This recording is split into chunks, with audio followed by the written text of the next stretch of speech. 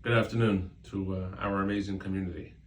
I'm sending this message from the Achiezer office, where I am lucky and blessed to sit with an amazing staff of many dedicated men and women and volunteers who haven't stopped for a moment to do everything they can for our community, like they always do, 24/7, 365.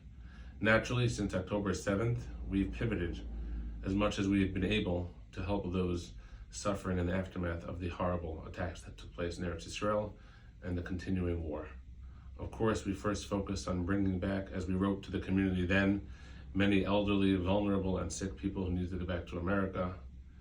We focused until present day on the mental health needs of many people in our community.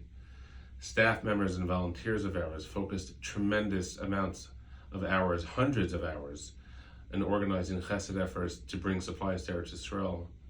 We brought together thousands of people in tefillah, and we continue to do everything that we can on that front.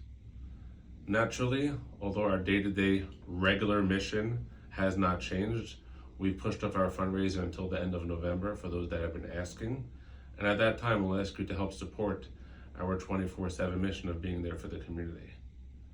But bringing it back together, what inspires all of us is the chesed that grows from both the givers and the receivers. A week ago, Erev Shabbos, a Zaka volunteer who himself was in Eretz Israel doing unthinkable work reached out to us about a friend of his in the Givati unit, who you all know suffered terrible losses. I was actually just speaking to Rabbi Billet, who's in Eretz Israel, this morning about that.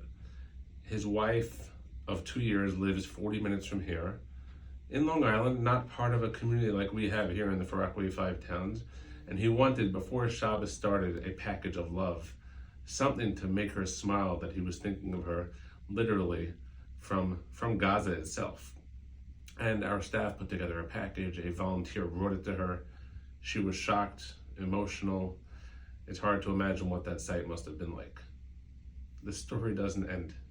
She reached out yesterday. You may ask why. Because there are 6 or 7 families that live there, and 5 of those families also have their husbands and fathers in Eretz Israel fighting the war, and they didn't get such a package. And she felt uncomfortable. And like we do, this community, like Achiezer has within its ranks these amazing volunteers, on Erev Shabbos this week, it won't be just one package. It'll be a car full of the most beautiful packages, making sure that we're taking care of our own. It is my hope and our collective tefillah that henceforward we'll only have positive updates and yeshuas and simchas for our entire community and for all of Klal Yisrael.